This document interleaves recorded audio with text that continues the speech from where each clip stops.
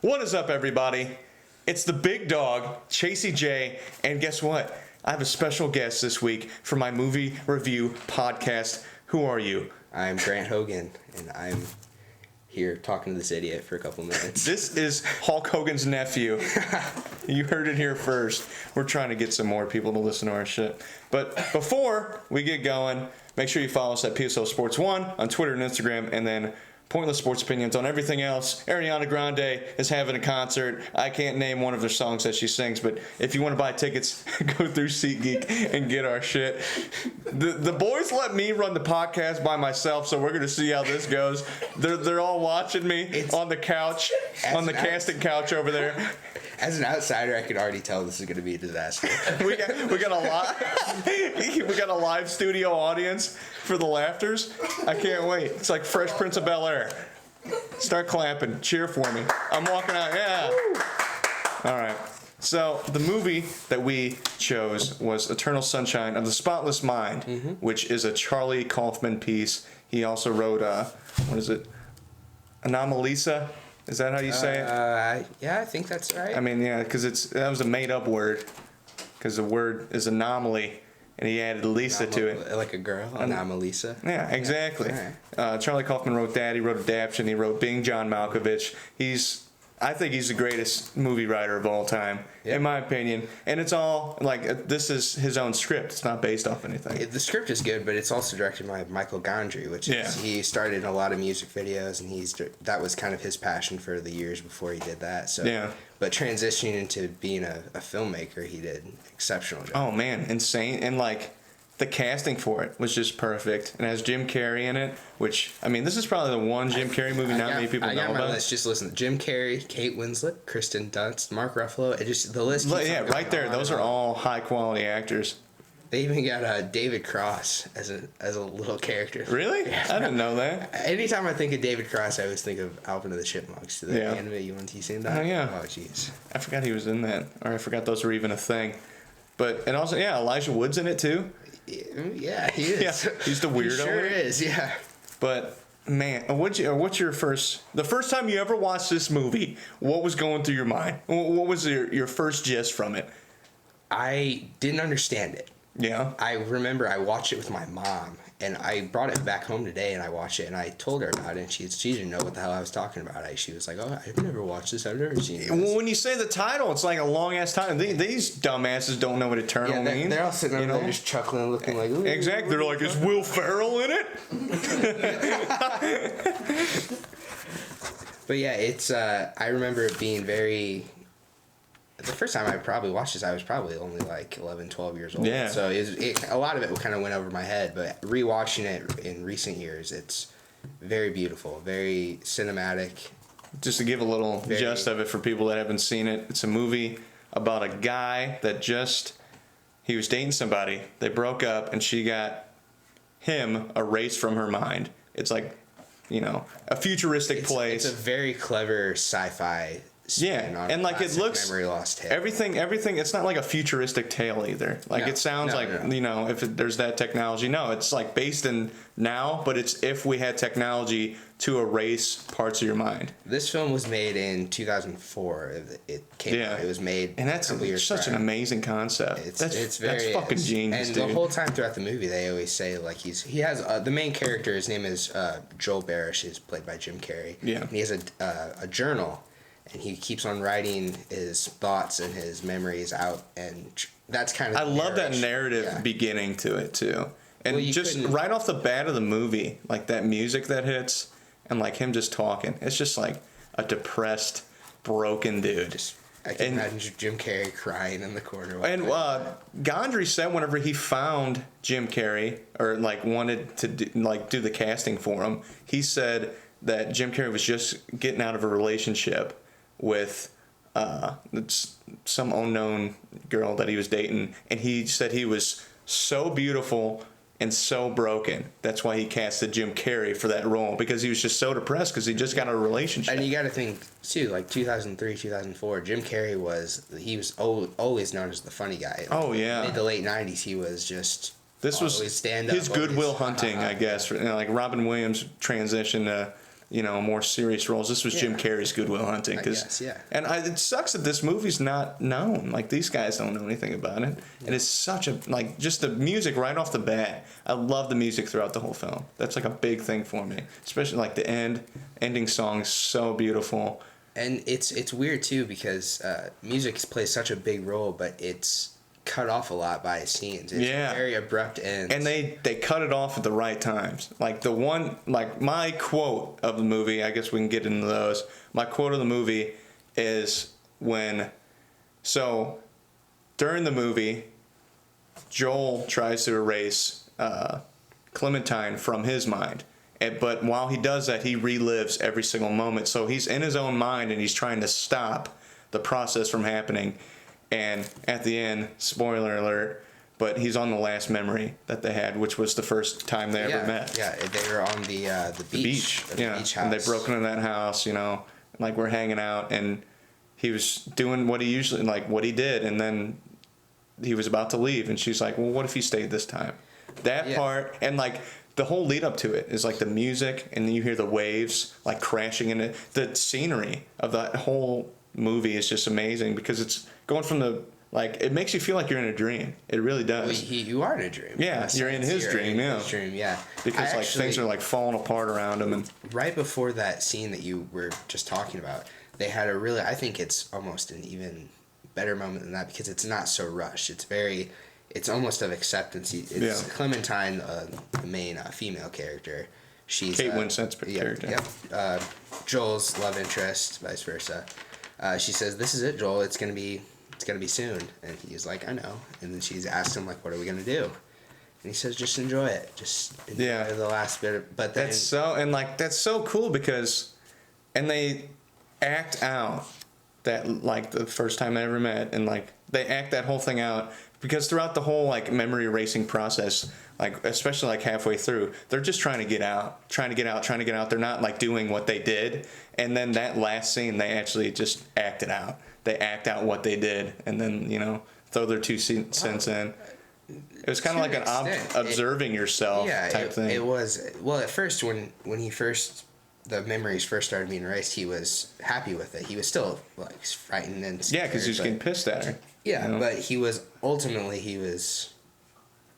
accepting that this is the right thing to do. Yeah. But towards the middle of the film, he realized that. And that's, everybody's had that. Everybody gets in a relationship. Shit, if they had this invented now, I'd have to get my mind erased every week because of all the girls that break my heart. Good Lord. It would be so bad. I'd get so much brain damage from that shit. Just fry me. Forget about this girl. We should make a movie about your life. It sounds way more depressing. I don't think so. There'd be a lot of nudity. But goddamn, I'm thrown off now. But going into my quote, when she's like, well, what if he stayed this time? They're doing, like, the waves and the music is playing, but whenever she says that, everything stops. She says, well, what if you stay this time? It's just that silence.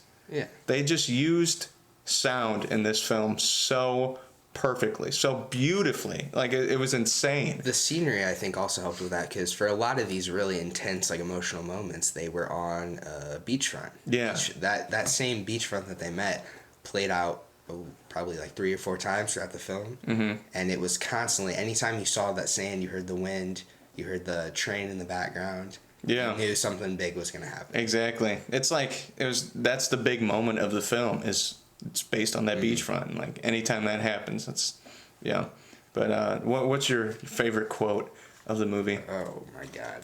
There's just so many. That's hard. I wrote like 3 or 4 of them down, but there's so many. It's more, I think it's more appropriate to not narrow it down to a singular quote. Just that. Yeah. An interesting, not a quote, but it was always "Meet me in Montauk." Meet me in Montauk. And that was something that stuck out a little bit more than other things. You have to watch that. Like, I had to watch the film 2 or 3 times to really comprehend it. And it starts kind of almost like a Quentin Tarantino movie, almost like Pulp Fiction. We start at the end. We start somewhere where we don't know where we're at. Mm-hmm. We're just going. It's kind of confusing at first. You're like, what the hell's going on, you know? And then you figure out what's going on. It's perfect. I love it. I love the way that that's set up. I always like that, the end of the film starting at the beginning, because it's like a lead up to it, you know. And it can be confusing to certain people. I know I was the first time I watched it, I was like, oh, baby boy. Yeah. But if you ever get lost, you can always look at Clementine's hair color. Yeah, true. For those of you who don't know, her hair changes throughout her color is always constantly changing throughout the movie. Yeah. But you know, based on the color of her hair, what time period, I should say, we're in the relationship, also in time and space. Yeah. So it reminds me kind of like, it's like a 500 Days of Summer type thing where it's like, it jumps around. Similar, yeah. You know? And it's very significant color choices for the hair. Oh, yeah. I wrote them down here: green, red, orange, and blue. And it's similar to the 4 seasons, and you can guess what those would represent. But it's a circle. Just like any relationship, you have a start and you have an end. And then you have a renewal. Dude. And there's a circle. Their relationship together, Jim Carrey and her was... Kate Winslet? It was unbelievable how much chemistry they had. And it was also crazy how real that relationship seemed. Because that's all these films, or we see a lot of films that it falls into the like, oh, these two people are exactly the same, they had the same likes, and they found each other and they fall in love. No, this is like a real, because you're not going to relate to everything. And Joel and Clementine are like two opposite people, but they just look like people that would be compatible for each other. Yeah. You know, Joel's that quiet, you know, laid back kind of guy. Melancholy even. Yeah. Very, very almost depressed, sad a little bit. And Clementine's that brash, confident, you know, to the point a lot. And like every time they have fights in that film, it sounds like a bad thing, but it makes me feel like in that situation, you know, because their arguments are so real. It makes it seem like it was an actual relationship. Yeah, and I think a lot of that has to do with not only the dialogue written by Coughlin, but also just the way they performed. It wasn't forced, it wasn't fake. Yeah. It was very natural, and it was very almost subdued a little bit, especially on Jim Carrey's part, because, you know, a couple years prior he was doing like Ace Ventura and all this other stuff, and you think this compared to one of those earlier films, it's completely different ballpark. It's like you're watching a different actor. Yeah.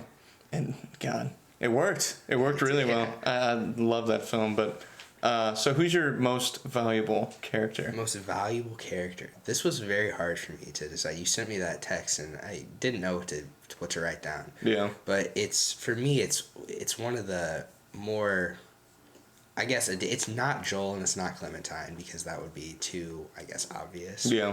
Mary, the assistant. Yeah, the doctor's assistant. She was Kristen Dunst. Yeah, she got high during this one scene. It was kind of funny, but she was freaking out. But all of her actions. They have so the original plot line of this is about Joel trying not to erase Clementine from his mind while he's in his own mind. But while this is going on, there's also the people that are erasing his mind. They have a backstory too. Yeah. So there's like two stories in one. But it's sometimes those stories are almost a break from reality twisting, mind bending dream world.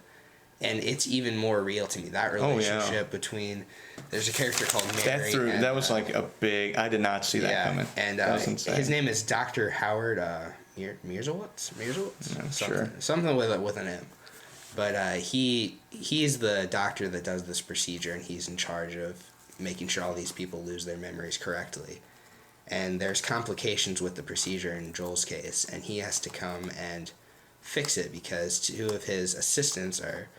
getting drunk and high on top of this dude that's getting his mind erased. A lot of naked dancing in that scene. It's kind of if you were in Joel's situation, I would not be comfortable with that. Oh no! And like when he opens his eye, and like there's that scene where like Elijah Wood's like messing with it, and he's like speeding it up, and like Joel's like going through those memories really fast and like screaming because it's like it's not good for him. I think we should talk about Elijah Wood's character keeps on popping up a little bit. Patrick, and he is not. How would you describe Patrick? He's the villain. No, I wouldn't say he's the villain. He's not the villain. He's insecure. He's gross. He stole a girl's panties. He did steal her panties. Pretty gross. Yeah, That's pretty nasty. You like that, They were don't clean, you? You've done that before. Yeah, have. I'm a freak. Were they dirty? No, man, what the heck's wrong with you guys? Well, hey, his weren't dirty. That's what his fallback on it was, that he was. Why would you do that? Okay. His character made me uncomfortable. It was supposed to make you uncomfortable. Well, he did a very good job then. Good job, Coughlin. Yeah, because I liked that story arc, and he uses Joel's notes because you have to take in everything that reminds you of whoever's you're erasing from your mind. Even the most obscure things, like a book that you might have bought together, or a pencil that she threw at you or something. And so he comes in to the doctor's office for the procedure, and he's got these two big old black trash bags full of just what looks to be garbage from the first, but they start setting it out in front of him, and they're saying, okay, like, associate a memory with this, but don't talk about it. Yeah. So he has to just sit there and literally. And then they find that part of the brain that it triggers, and then that's how they erase it. Yeah. That's how they delete it. You gotta watch it. It makes a bunch of sense. I'm like, dude, why can't we do that? That'd be cool. But it's weird because it's on all these like really like old computers that don't look like they shouldn't have any computing power whatsoever, and they're like, let's map the brain, let's do all this. It's in a freaking Windows 98 exactly desktop computer. But throughout that procedure, and throughout just the entire portion of the film before we know that he's had his memory is in the process of having his memory erased, just little things are off in his life, because we do start at the end of the film and then we circle back around to it. Yeah. So he's missing pages from his journal. He's got he just woke up, felt odd today. And stuff was happening in his life. Things were being said that would kind of throw him off his game. And he called off work and all this stuff. And the same with Kate Winslet's character, Clementine. The same things were happening to him because of Patrick. Yeah. Stupid Patrick. They went on that freaking icy lake, and Patrick took her there too because she liked it when Joel did it, and she immediately sits up because she's having deja vu. Yeah. It's like, I have done this before. She starts freaking out. I like how they incorporated Patrick into the... And that's the hard thing for anyone that hasn't seen this movie. What we're talking about is complete gibberish. It's not making any sense. But that's the part of this is... This is definitely a movie you have to watch one or multiple times. It's not like a... It's almost, I think, more fun to just watch it, watch it twice. Yeah. And if you still don't understand, that's fine. You don't have to understand. That's kind of the whole point. Mm-hmm. It's this relationship. It starts here. It comes back around. And now they have a choice whether or not to continue that relationship over again, knowing that they're going to fail and they're going to have all these terrible things happen to them. Or they can just break it off then. It's kind of like it's better to have loved than not loved at all. That saying. Yeah. That's what this film kind of is. Did you get that out of a quote book? Oh, thank you. Yeah, no, I got it from my freaking damaged brain. But it's... Because think about it. Once he's going through the process, he wants to keep the memories. Because he's like, Well, and that's a lot. That also goes back to and at the beginning of the film, when he's sitting there, he's like, "Why do I fall in love with every girl that I see?" And I've never related to something. He's like, "Or any girl that shows me any bit of that she likes me, slightest bit of attention, as the slightest bit of attention, why do I fall in love with every single one?" I was like, "Good Lord, speaking to me." But yeah, I thought he's saying how he's thinking about getting back together with his ex because of how lonely he is and shit. And it's just... Well, and he's so depressed. That's a big part of his life that was erased. And it's funny because they they deliberately choose not to go into the Naomi story. Yeah. The whole time during this film, we who you going out with? Naomi. But things are kind of... And all he does is shake his hand a little bit. He's kind of, and he doesn't give very much description, but... She's not even in the movie. Exactly. She's not even a character. And she's more of a concept. Yeah. I think, which is something that Clementine, or Clem as she is more often referred to by Joel, she always tells him, I think it's 2 or 3 times, probably twice during the movie, that she's not a concept. Yeah. She's an actual human who has problems. Yeah, she's like, I'm just fucked up. Yeah, because Joel's kind of he's a hopeless romantic. He just wants this perfect girl, perfect relationship, perfect situation. Well, she's like, I'm not like that. And it's not for any emotional pleasure. It's just that it's for him to get him out of his routine, out of his funk. Comfort because zone. that's all he is. He knows that he's not going to do it without them. So vice versa. Clementine needs Joel to ground her. They're both so good for each other, even though they're so different from each other. Yeah. What's your favorite scene in the entire movie? Favorite part? That's hard. It is so hard. I can think of multiple. Yeah. I can too, and there's a couple standouts, and I really love the conclusion to kind of the side story, I guess you should say, of all these characters that were performing this operation on Joel and the outside world. Their story concludes while Joel and Clementine's is still going forward. Mm-hmm. But this character, what was her name? Mary, who I mentioned earlier. She works for this doctor, and she helps her. She's the secretary for this doctor's office that does this procedure, and she at the end of the film realizes that this is wrong. That she doesn't want anybody to feel this way. Yeah. And you always knew something was kind of off with her because she had this crush on this old dude. He's like 60 years old. Like, why the hell is she? Like 20-year-olds. Yeah. That's not working. But she decides to take all those memories, all those files of all those people that had their memory erased. I thought that was so cool. Send them back. And at first you're like, you're applauding her efforts, but you don't know whether to root for her or not because she is doing it. At least in my opinion, it seems to be she's doing it out of anger and sadness. Yeah. But she also has this small moment. Mark Ruffalo, Hulkster over here.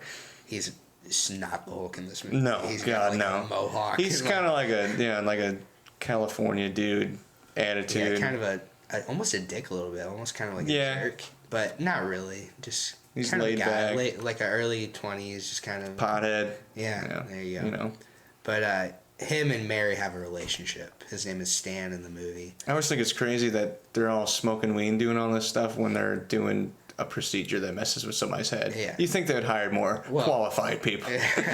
And that's the thing. There was only 4 people working at the doctor's office. Yeah. And that's why they had to call an old Dr. Howard over there to... While he's sleeping with his wife. Yeah. Sound asleep. People are going to watch this and be like, what the fuck are you talking about? I know. Now there's all over it. Yeah. Because there's multiple plot. My favorite part is the end. It's just that because they have that continuous loop. They decide they want to do it again. They decide they want to try. Even try that relationship. They know it didn't work. You know. And I love that part when they're in the car and they're talking like, I don't think you know, because they're listening to their tapes of them talking shit on the other person. It's bad. It's really bad. Oh, yeah. I'd say Joel's... It's right after a breakup. You ask anybody fresh out of a breakup, especially if somebody else got you erased from their mind because of how bad they didn't want to think about you. Like, it was brutal stuff. Yeah. And you can already kind of, like, I don't remember. All the arguments are really like what... when she borrows his car and gets home. And she got a little tipsy. That was what she described her wreck for. Yeah. And she crashed it into I don't know, fire hydrant. I think it was a yellow fire hydrant. She's talking and she knows he's insecure. She knows that he worries about her, and she says, "Oh, you're just trying to figure out if I fuck somebody tonight." And he's like, "No, I know you fuck somebody. Isn't that how you get people to like you?" Yeah. And I was like, "Holy shit!"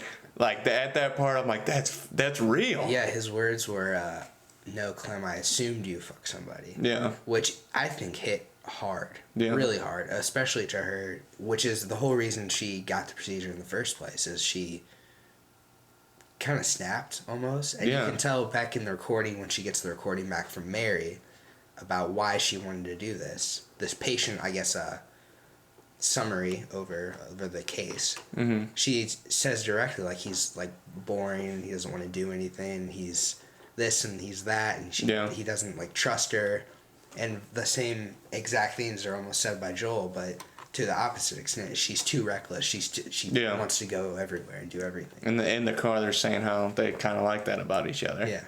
And that ending scene where it's just that loop of them they're playing in the sand or something. Yeah. And it just keeps looping that. and it plays that song in the background, and then you're left sad because because it's over, the movie's over. Yeah. I mean, I cried so many times during this damn movie. It's just so beautiful. I've never cried during watching this movie. What? Never? I've teared up a little bit. I guess I'm just a pussy. But... I cry for everything. We talk about the NBA podcast, and I cry during it. Is that true? No. Is that real? That is not true. No, not yet. Oh, so you're a liar now. Yes, I am. I got lost. What are we talking about? That ending scene. There we go. I like too that it's so simple. It's just two people just talking in a hallway. It's nothing. A lot of especially romantic comedies, which I get. This film could be, classified as a romantic comedy of sorts, a very dark romantic comedy, but they're into with sunshine and rainbows, and they're riding on the back of a horse into the sunset on the beach. Mm-hmm. This is how real life is. It's two people just talking, and it may end up being shit again, but we don't know that. Yeah. And that's the great thing, that when we first meet Clementine, she has blue hair, and when we the ending scene, it also, I think she has blue hair in there too, but there's a hint of green dye at the top of her roots. Yeah. And it was like symbolism at its finest. Yeah. It wasn't, you know what I mean? You don't have to, I don't have to That's say not just something you forgot to put in there. Exactly. So I thought that was really beautiful and well done, but... Who's your least favorite character? Wrap this baby up. Patrick, but not because of... He was a good character, but... He was a douche. He's the least favorite because he was supposed to be the least favorite. Exactly, and I think Elijah would, especially because he has such this boyish charm to him. He just effortlessly comes across as creepy, whiny, and creepy. Yeah, dude, he's a creepy man. Yeah, but he's not. That's not what I'm trying to say. He seems. I guess he's kind of creepy. Yeah, you go from Lord of the Rings to this, he's a creepy dude. Well, he looks like a 12-year-old with a beard. So yeah, that looks weird. He looks like me when I try to grow a beard. But, yeah, he's probably my least favorite, too. My most favorite, I think Joel's just... I mean, I picked Joel, and not out of a movie sense, out of myself. That's what I think. Because I can, he's just relatable. To any dude that's ever gotten, a horrible, horrible breakup, he's the most relatable human being in the world, because he's just broken. He's just a broken dude trying to get his life together. And I think this is Jim Carrey's best movie. This is just, for his dramatic roles, I'd say by far, 100% yes. But there's also a couple other characters that popped up that are equally important. Oh yeah, are almost we haven't. So I think I told David Cross's character Rob. I talked about him way back at the beginning. He plays the character Rob, and Jane Addams plays his wife Carrey. They're always fine. And they are, but it almost shows that this is what Joel and Clementine can come to expect. Yeah. And it makes you ponder that. It's this is real, just as real as Joel and Clementine's, but they're so harsh with each other, and it's very harsh. So all the time. Yeah. We don't see any difference. There's no positive. Yes. Yeah. They just seem like they hate each other. Okay. Rewatchable scale out of 3. 3. 3 out of 3. Yeah, 6. I agree. 6. What's the highest number I'm allowed to go up to? 3. 3.5. There you go. Okay. Count it. I think this, it stood the test of time. It really had. This is just... Well, it was only made... It's not one of those things... I honestly think if you watch movies in general, you need to watch this movie. Just watch it. Try it once. Yeah. Because it just, I don't know, makes you think. And it gives you that... It makes you feel, which me and you talked about this the other day at our friend's house. When you're an adult, you don't feel anything anymore. You go to work, you go to school, you don't do shit. You're just there. You're just there. You're on autopilot your whole life. And then there's little things. That's why when old people always say oh, everything makes me emotional now, because you start to appreciate the little things that make you feel like you're a kid or feel anything in general. And that's what this movie does. The whole film is based around just moods and tension and stuff like that. And it's emotional roller coaster to say that. It's I think it's less a question of how did it age, because this movie was only made in 2004. Yeah. It's not that old. Well, Cat in the Hat was made in 2005, and that got old pretty quick. Mike Myers, just his little face in a cat suit looks pretty bad. Cat in the Hat will never get old. I agree. What would you give it? They gave. What do you guys give it? 1 out of 3. He gave it 1 out of 3. 1. I gave it a 2. I thought it was exceptional. I'd give that sucker a 3 out of 3. Holy shit! You're a little more lenient than me. Probably. But what would you rate Eternal Sunshine of the Spotless Mind? I would give it a 3, and it's not because I've talked up this movie and I have a love for it. It is genuinely, as a film, it makes you think, and It's almost perfect. It shows. I don't think it's perfect, and it's done that way on purpose. Yeah. It's meant to show. Which makes it perfect. Yes, Chase. That's Imperfections Okay, make you perfect. I'm just gonna say it's perfect because that's easier than explaining my whole spiel here. But altogether, well done by everyone involved. Oh God, just unbelievable movie. It's my favorite movie of all time. I have such a deep love for this movie. You told me that a few times. You were asking the other day at work. You were like, "Oh, like what's your top?" I don't know what you asked. Top 5 movies. Yeah. And I could not come up with one. Yeah. And which is good. You know. I don't know about this movie though, because it is so like full of like hope, and it's funny in certain scenes, but it is relentlessly sad. Yeah. It's very, because it's true. It's Yeah, life. it's life. That's why I like it. It's real. Yeah. It's, even though it's based off like a concept that we haven't grasped yet, like erasing your memory, it's still so relatable and so real. Like every aspect of it is, just the fight scenes. The scenes where they're doing good. Scenes. They're starting doing kung fu.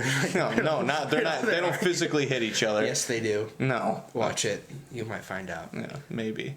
But I just think the whole film is just perfect. I give it 3 out of 3. 3 out of 3. Yes. This is most the definitely pinnacle. This is what I compare movies of this kind of genre to, because it's sci-fi or just love story. Or love story, like realistic love stories. Because there's like love stories where it's like obviously over dramatized, where it's just not supposed to be real. The Sunset Horse.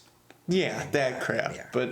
And if it's like, those are good films too, don't get me wrong, but sometimes stuff that's real and, some could say even boring, that makes it relatable. That makes it a good film. I think that if you've watched this movie, I don't think anyone could describe this as boring, because there is so much going on. There is, and that's what's I think was so clever and so brilliant about connecting this to a sci-fi movie, to a sci-fi concept at least. That at its core, this is still a love story. It's not even a love story. It's two people that have a connection that they no longer will have.